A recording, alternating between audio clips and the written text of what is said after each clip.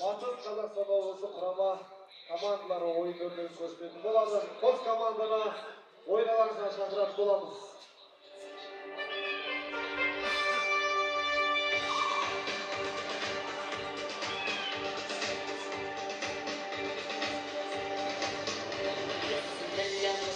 Алаңның артасынан азаматтар, сіздер салықтық қызметкерлер ары қарай аттасаңыздар, артық адамдар алыңыздар, сіздерден өтініш.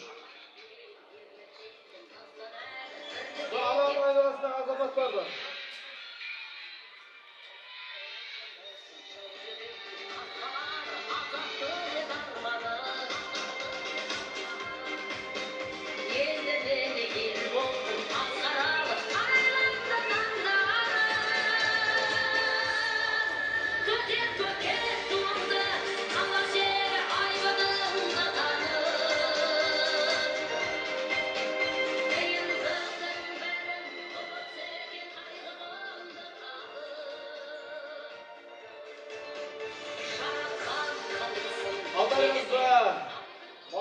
Маңғыстаудан келіп отқан және батыстан келіп отқан қос команда өздеріңізге таныстырып өтетін боламыз. Маңғыстау облысы құрама командасы мына нөмір сапында өнер көрсететін болады. Бірінші нөмірде Ермағанбетов Ербол Шабандоз, екінші нөмірде Бейсенбай Руслан, үшінші нөмірде Қуанышұлы Жасұлан. Қолдар көтерсеңіздер, шында аттарыңыз атап бүйтіп түстеріңіз істеп отқан екен, қолдарыңыз көтеріп тұрыңыздар. Қуанышұлы Жасұлан, 4-ші нөмірде Аманбай Өзкен, 5-ші нөмірде Жиенқұлов Елдар, 6-ші нөмірде Жайжатырып Қанат, 7-ші нөмірде Ақбаев Жорабек, 8-ші нөмірде Нұрманов Асанбай, 9-ші нөмірде Ибрагимов Ринат, 10-ші нөмірде Галинұров Данияр, 11-ші нөмірде Болатов Айбек, 12-ші нөмірде Афсәлі Жантөре. Қолдан көтерсеңіздер, шабандоздар.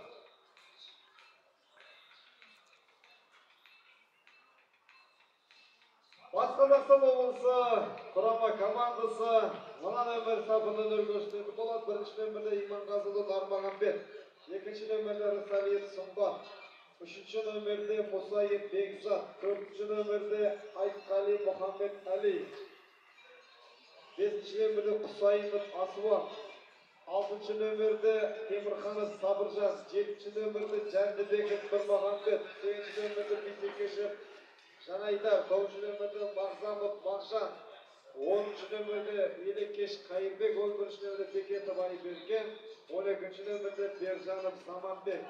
Алаңдағы төрешілік қылатын алаң төрешілері, ортадағы төреші Қымызбаев Ақылбек Жамбыл облысы, Алтиев Әлемшев Түркістан облысы, Меңдіғалиев Бақытжан және Меңдіғалиев Ақылбек, Тұрашев Арман төрешілер. Төрешілер әзі төрешілік клубтарыңызды сұранамыз. Қос командаға да алғы сәттілік тілей отырып, Батыс Қазақстан облысы көк түсті киімде, Маңғыстау облысы қызыл түсті киімде өнер көрсететін болады.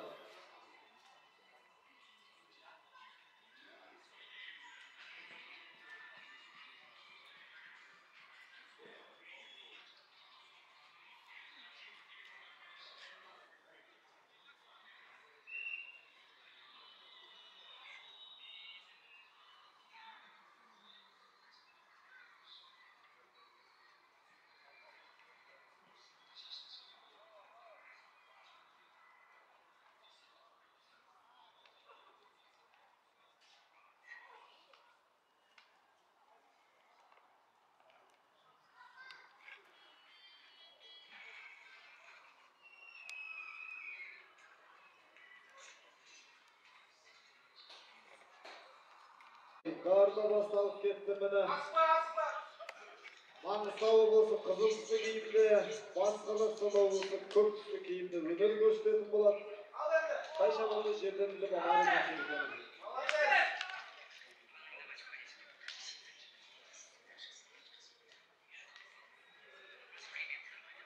7-ші нөмірді Жорабек Ақбаев Шабандоз Сергені көтерген болатын. Мәреге қарай атын бір тоқтатып алып шабуылға шығуға тиіс.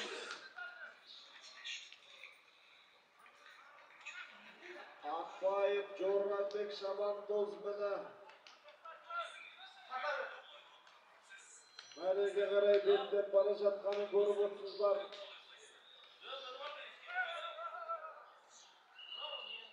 Бұл әрине салым.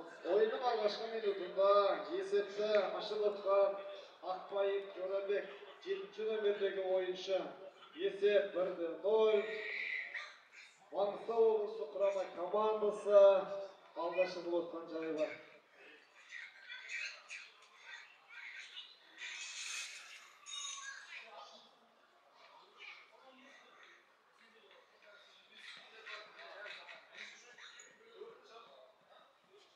Ана, Аслан, Еркош, оны ортасындағы кім ана бойы кішкентай?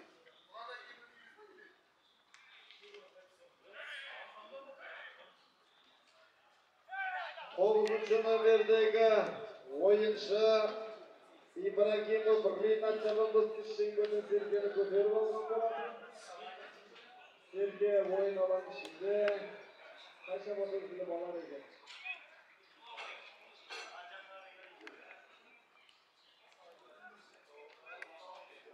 Жантөре Шабандоз көтеріп тақымына басқан сәтті көрдіңіздер бұл аттенен.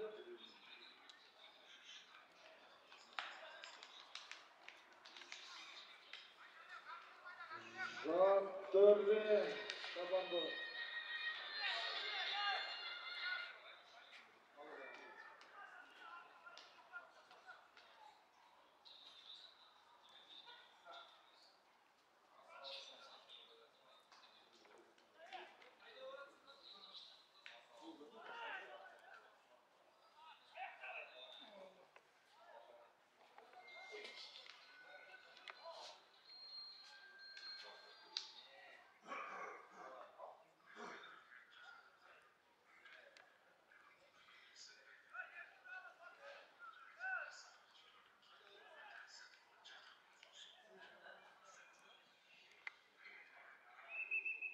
Serge oyun alan sırtına çıkıp etti. Жантөре Шабандоздан тартып алған болатынын Батыс Қазақстандық ойыншы. Бірінші нөмірдегі Нармағанбет Серге ойын алан сыртына шығып кетті. Ортада ойын жекпе-жекте бір жалғасып жатыр.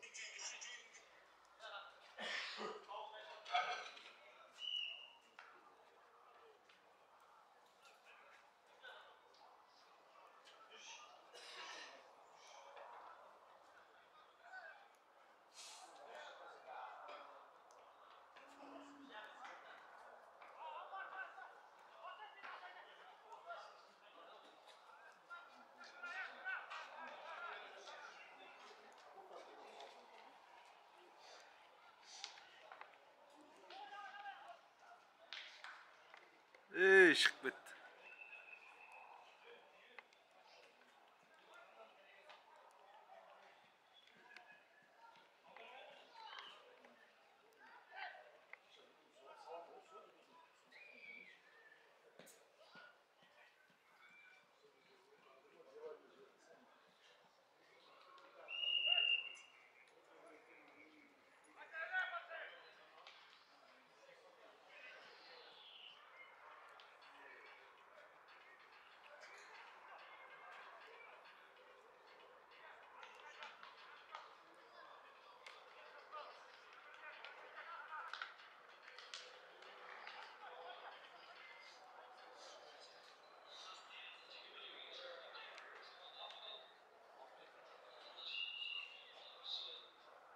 Салым.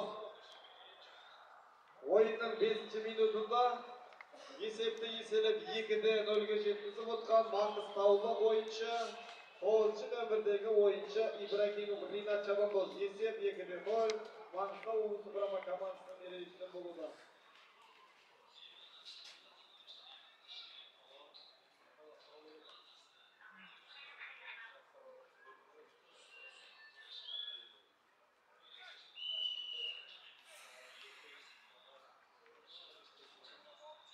Kişi şeklindeki serkege şavup gele жатқан şabandozlardı görüp otsuzlar mene şeylege koş şabandoz dekegen bolandı бірақ degенmende serke jerde kaldı. Kay şabandoz жерден bilip serkeni көтеріп алар eкен. 10-шы нөмірдегі шабандоз серкенілген болатын бірақ degенmende Өзімдікін түсірем ғой. серке ойналатын қашып кетті орнында. Oyun erken kare jekte жалғастырмақ болады.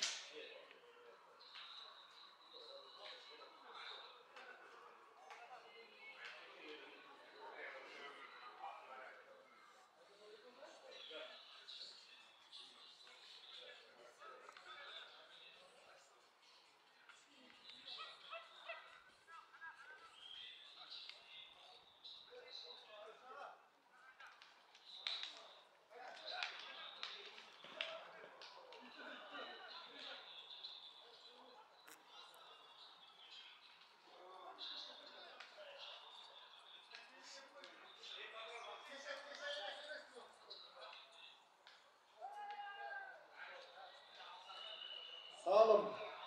Oyunda taraf 7 minutunda esepli түскен 12-ci nömerdeki Şantörü. 5-ci nömerdeki oyuncu keşirinizlerim. Ciyempılık Yıldar Şabandoz. Esep 3-0.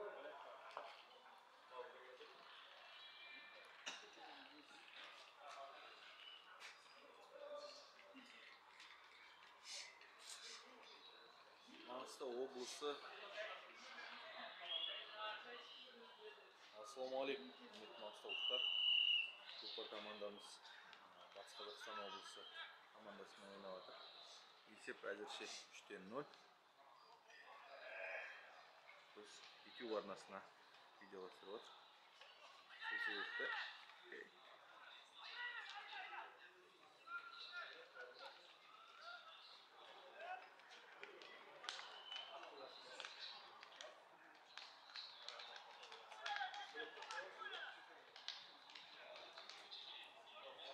Onuncu nömerdeki oyuncu Galinurov Daniyar Şabandoz.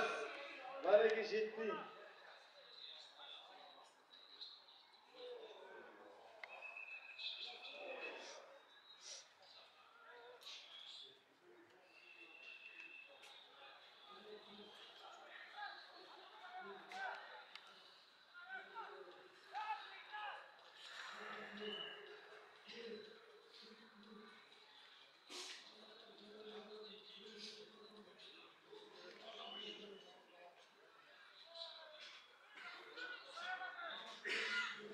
Аслан!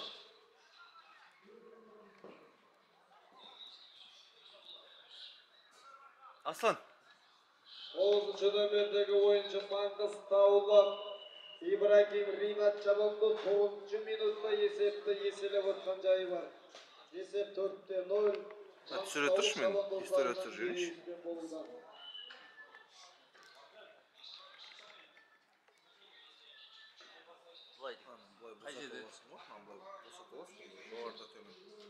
Қай серке қайда соны қарап отыру өтпейді? Ортаға.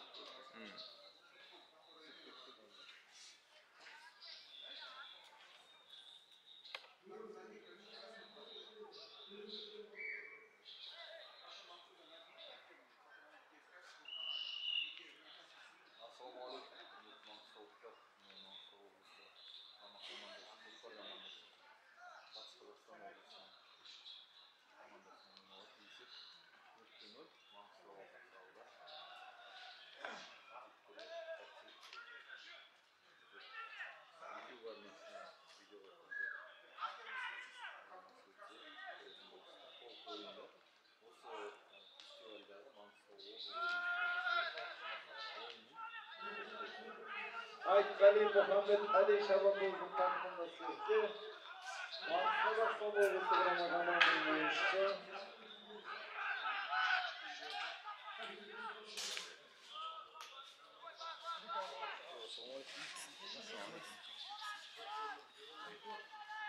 Төрт нөл Маңғыстау. Финалға шамасы. Жоқ. Төрт бес пен бесінші орынға таласады ғой тек ең жақсысы. Иә.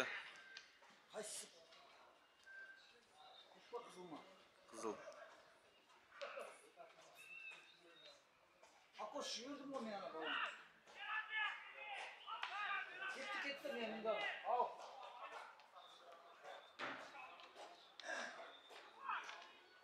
Оғылды. Барам сегіз еректе шығып. Ой, тоғыз.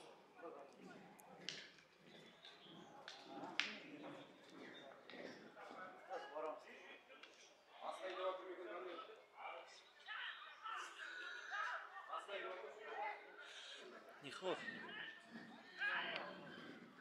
Жарыс қалай отыр? Бәйгеға не отыр?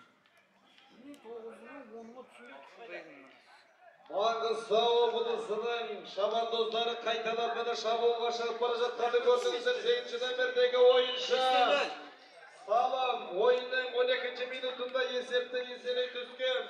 8-ші номердегі ойыншы Нұрманбай Асанбай шабандоз. Есеп 5-0. Маңғыстау облысы құрама командасының мерейі үстем болуда. Ойынның 12-ші минутында Асан! есепті еселей Видеоға түсіріп алшы. 8-ші номердегі ойыншы Нұрманов Асанбай шабандоз. Есеп 5-0. Маңғыстау облысы құрама командасының мерейі үстем болуда. Кіші шеңбердегі жатқан серкеге қайтадан міне 4 ойыншыдан төрешінің сырығынан кейін 4 ойыншыдан шауып келуге тиіс. Мұны көрдіңіздер алдарыңызда шауып келе жатқан шабандоздар жерден серкенің сирағынан ұстай қалып, міне 7-ші нөмірдегі Батыс Қазақстан облысы құрама командасының ойыншысы жерден серкені іліп алған болатын, бірақ дегенмен де серке ойын алаң сыртына шығып кетті. Ортада ойын жекпе-жек түрде жалғасын табатын болады. Қос командадан да бір ойыншыдан да Аслан, андай мәреге қарата шабады ғой сол кезде. Гол болады-ау деген кезінде. 2 минут ішінде жерден көтеріп алуға тиіс. Егер де 2 минуттан артық жерден серке көтерілмейтін болса, қос командада ойыншылар ауысады.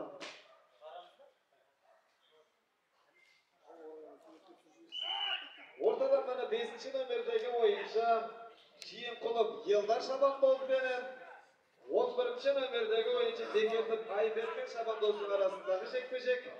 Қараңыздаршы міне.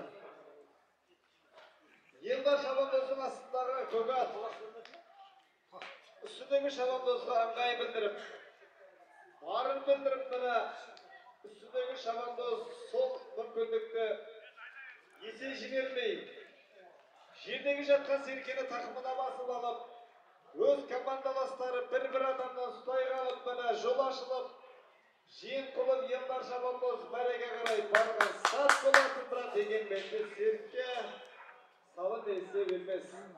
Себебі міне мәредегі шеңбердің сызығына серкенің сирағы я болмаса денесі тиіп қалатын жағдайда бұл салым есепке алынбай, ойын әрмен қарай додалы жаппай түрде жалғасын табатын болады. Ортада қазір төрешінің пәрменінен кейін жаппай түрде жалғасып атқанын көріп отырсыздар.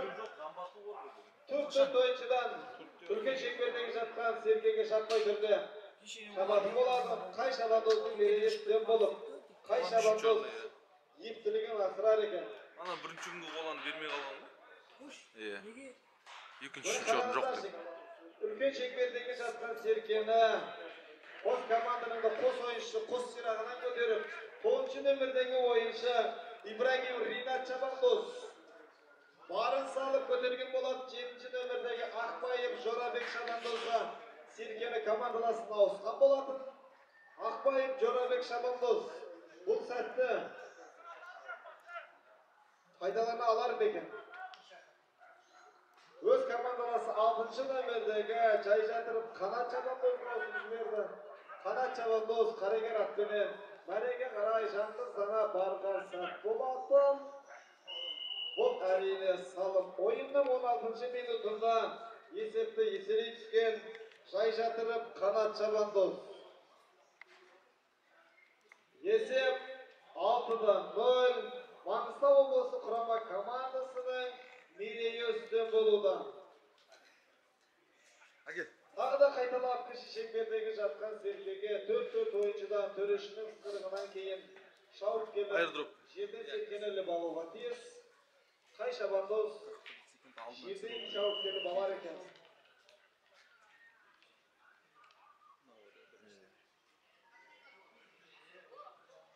Осы ойыннан кейін Түркістан облысы, Қызылорда облысы құрама командаларымызды дайындап тұрыңыздар.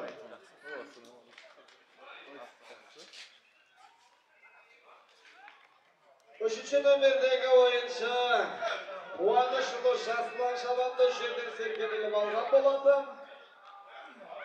Осыдан кейін досрочно түсіріп алшы. қарай шабуылға шыққан Жасұланды көрдіңіздер. Торатпенен топты жарып алға қарай барып, топырағы төрт тұяғы топырақты төңкеріп салып. Ойынның 17-ші минутында Жасұлан шабандоз есепті еселеп 7-0-ге жеткізіп отқан жайы бар. Кешенге мана төрешілер отырысында ортақ шешіммен, ортақ келісіммен салым есебі 7-0 айырмашылығымен болатын болса, автоматты түрде 7 салым салған команда жеңіске жетеді деп жариялаған болатынбыз. Енді осы ортада Маңғыстаудан келіп отқан Маңғыстау облысы құрама командасы 7-0 есебімен Батыс Қазақстан құрама командасынан басым түсіп, 7-0 есебімен осы ортада жеңіске жетіп отқан, айқын басымдылықпен жеңіске жетіп отқанды көрдіңіздер. Назарларыңызға рахмет. Міне бүгінгі таңда Маңғыстау облысы құрама командасы мен Батыс Қазақстан облысы құрама командасының арасындағы тартысты ойынның куәсі болдық.